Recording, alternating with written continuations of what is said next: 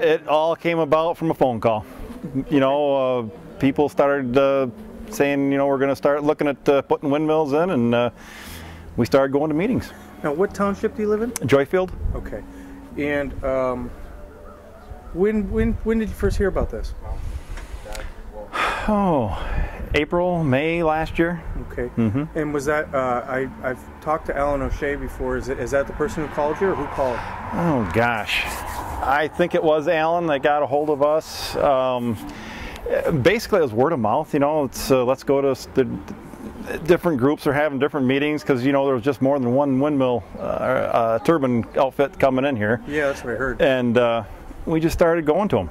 So what are your thoughts about this whole thing, the proposal to build these turbines here? I studied everything I could find, the internet, you know, people that are for and against it. I went over to McBain and talked to people there, those that have turbines as well as those that have no financial interest other than, you know, the money that flows to the community. And almost all everything negative that was brought out that I found was unsupported. It was just like almost like sour grapes, you know, personal bias, prejudice, you know. Basically it's like, you know, I think what it comes down to is, you know, I don't like how it looks. Well, you know, that's fine, then just don't look at it, but you shouldn't be opposed to the project. There's so many good things I believe that'll come from it that I support it.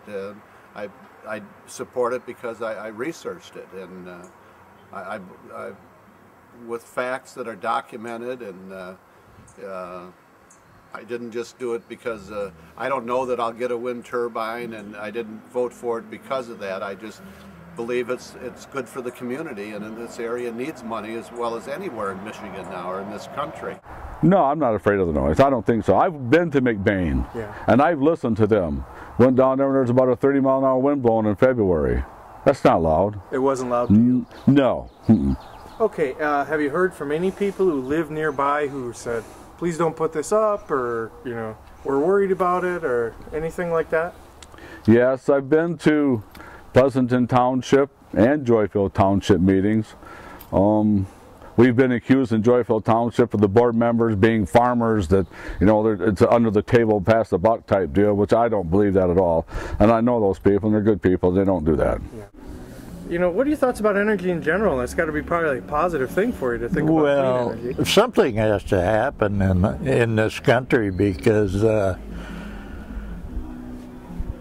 it just, there has to be a change. Let's put it that way. And I think this is the way to go. Okay, one of the things I'm interested in talking to you about tonight is, I'm sure you've heard this premise that some people got better deals than others. Have you heard that criticism on the leases? In our land group?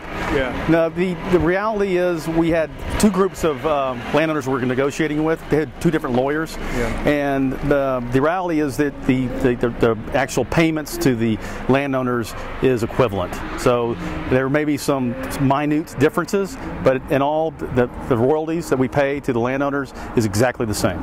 Now, one landowner tonight told me roughly $14,000 a year per turbine. Is that around? Probably a little more. A little more. Okay, and what about, one of the things I'm interested in is, someone had told me that in some cases, the landowners actually wrote their own leases. Is that true? No. Okay. No. We started off with a group, and that was located in Pleasanton and Arcadia, and then that group hired an attorney. But nobody wrote their own leases. Duke furnished the lease, their attorneys revised the lease, and we went back and forth. It's really absolutely a fair lease. Yeah. Okay, if someone who has signed a lease found out that someone got a slightly better deal, or that there were provisions that they wanted in their lease, could they come back to Duke and say, we want this? Absolutely. A lady I believe it was in Joyfield, had called and found out there was no, I'm sorry, it's Pleasanton. They called and said that there was a difference in the leases, and you know, our response is they're basically the same. The royalties are the same. If she wants to sign that lease, they absolutely can. So there's, you know, we're totally open. Okay.